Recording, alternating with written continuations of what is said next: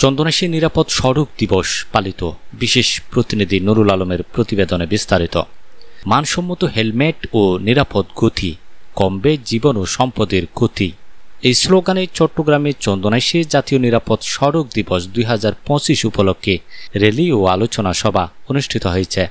এই উপলক্ষে বুধবার 22 অক্টোবর সকালে চন্দনাইশ উপজেলা প্রশাসনের আয়োজনে একটি র্যালি উপজেলা পরিষদ ভবনের সম্মুখ থেকে শুরু হয়ে উপজেলার প্রধান সড়ক প্রদক্ষিণ করে পরে উপজেলা পরিষদ মিলনায়তনে এক আলোচনা সভার মধ্য দিয়ে সমাপ্ত হয়। এতে সভাপতিত্ব করেন চন্দনাইশ উপজেলা নির্বাহী অফিসার মোহাম্মদ রাজীব হোসেন।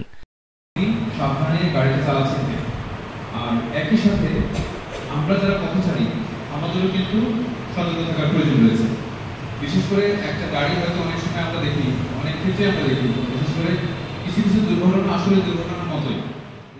এছাড়া উপস্থিত ছিলেন ও বক্তব্য রাখেন চন্দনাইশ উপজেলা সহকারী কমিশনার জন্টু বিকাশ চাকমা, উপজেলা প্রকৌশলী জোনায়েত আফসার চৌধুরী, উপজেলা যুব উন্নয়ন কর্মকর্তা আনম সালেহুদ্দিন, উপজেলা পল্লী উন্নয়ন কর্মকর্তা মীর ইমরান হোসেন, জনস্বাস্থ্য প্রকৌশল অধিদপ্তরের উপসহকারী প্রকৌশলী মোহাম্মদ ফরহাত উদ্দিন প্রমুখ।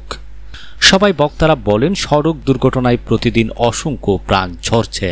অসচেতনতা, অতিরিক্ত গতি, অবৈধ পার্কিং ও নিয়ম না মানার কারণে। শুধু আইন প্রয়োগ নয়, চালক, যাত্রী ও পথচারী সবার মধ্যে ট্রাফিক সচেতনতা বাড়াতে হবে।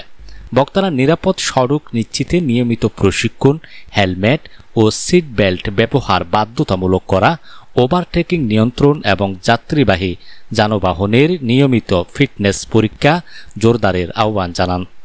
সভাপতির বক্তব্যে ইউএনও মোহাম্মদ রাজীব হোসেন বলেন, সরকার বিভিন্ন আইন, নিয়ম ও সচেতনতামূলক কর্মসূচি নিচ্ছে, তবুও মৃত্যুর মিছিল থামছে না। যার যার অবস্থান থেকে দায়িত্বশীলতা ও সচেতনতা বাড়লেই দুর্ঘটনা অনেকাংশে কমানো সম্ভব। তিনি আরও বলেন, চালকদের মানসম্মত প্রশিক্ষণ, রাস্তার মান উন্নয়ন ও ট্রাফিক আইন কঠোরভাবে বাস্তবায়নের মাধ্যমে আমরা নিরাপদ সড়ক গড়ে তুলতে পারি।